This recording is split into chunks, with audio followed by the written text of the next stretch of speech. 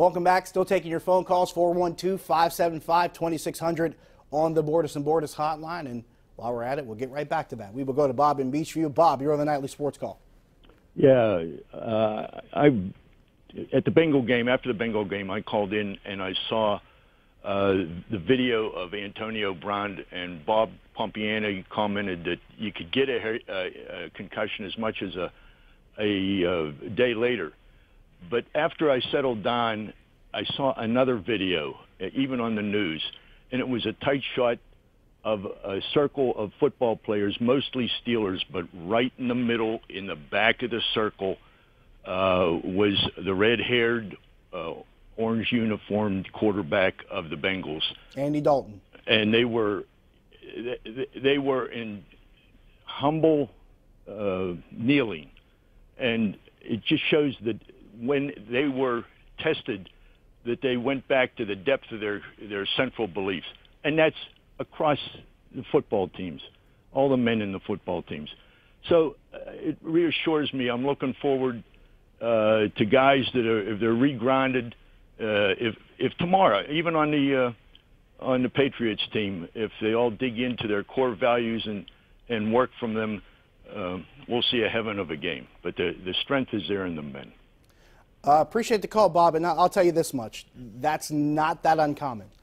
You see it in a lot of games, especially throughout the course of the league, especially in the last few years. It's become more and more of a traditional thing. You see it a lot in college games, too. There are players that will stick around after games, and they will stay and pray on the field. It's not that unusual of a thing to see. And, yes, that was something that had been noticed. Had been talked about quite a bit on social media after the Bengals game, that Andy Dalton, amongst other Bengals players, had stayed around and prayed after the game. I imagine one of the things that was on those guys' minds was Ryan Shazier. I imagine he was one of the focal point, at least the concentration at that time. And there have been quite a few players around the league that have been willing to reach out as far as Ryan Shazier and supporting him with their prayers and their support. Duke Johnson, I thought, from the Browns, had a great display, scoring a touchdown last week and giving a 5-0 for Ryan Shazier, and the praying hands pretty much indicating to pray for Ryan Shazier. So you do see somewhat of a camaraderie across the league. I think there are times when you are reminded that life is bigger than the game, and I think those are a couple examples that prove just that. So good point there by Bob. Let's go to Gene and Elizabeth. Gene, you're on the Nightly Sports Call. Hello, Gene. Hello? Hello. Hello. Hi. Hi. Do you have a question for me? Yes, is it true about Andrew McCutcheon going to the Giants? It's been discussed. There's been rumors about it. I haven't seen anything confirmed yet. Thank you for the call. But nothing's been confirmed yet. There's been some talk that in some positioning on the Giants' part, maybe to move Hunter Pence. They've already traded Matt Moore to the Rangers, maybe to free up some space to maybe take on a contract for someone like Andrew McCutcheon, but nothing to my knowledge has been confirmed yet. So at this point, it's as much speculation as the speculation about the Yankees and the Pirates talking about maybe trading Garrett Cole. So that's really where we are. We're in the speculation phase of that, if you will, but nothing serious yet. Let's go to Jim in Castle Shannon. Jim, you're on the Nightly Sports Call. Hey, how you doing? Good. How are you? Good. I want to ask you a question. Has there ever been a hockey team that won 3 Stanley Cups in a row? The last time that happened, if I am not mistaken, was during the Islanders' run in the late 70s going into 1980. I believe that's the last time it was, and thank you for the call. If not then, it might have been Edmonton after that.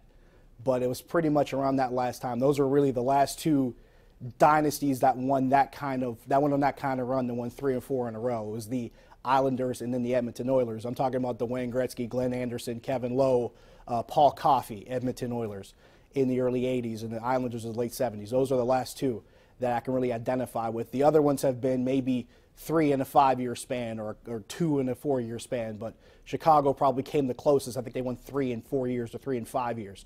But as far as consecutives go, I think late 70s Islanders and early 80s Oilers was probably the two that come to mind most recently. Let's go to John in Green Tree. John, you're on the Nightly Sports Call. Thanks for taking my call, man. How you doing? Good. How are you? Good. Ask me a question. Do you think the Pittsburgh Steelers can beat the Patriots? The last time that the Steelers played the Patriots, we lost to the Patriots. What is your prediction for tomorrow? Can we beat the Patriots? Thank you. Actually, to be totally technical, the last 4 times the Steelers have played the Patriots, they've lost. But I see your point. I think they can beat them. I talked about this last night with Paul Zeiss, and I believe my prediction was 37-31 Steelers. I think it's a high-scoring game. I think it comes down to who has the ball last and who makes fewer mistakes. In the way Ben Roethlisberger's playing right now, I don't know if New England's defense can handle him just as much as I don't know if the Steelers' defense can handle Tom Brady. But it will come down to who has the ball last, in which case, leaning on the side of optimism, I say the Steelers 37-31. Taking a break, we'll wrap up when we come back. Stick around.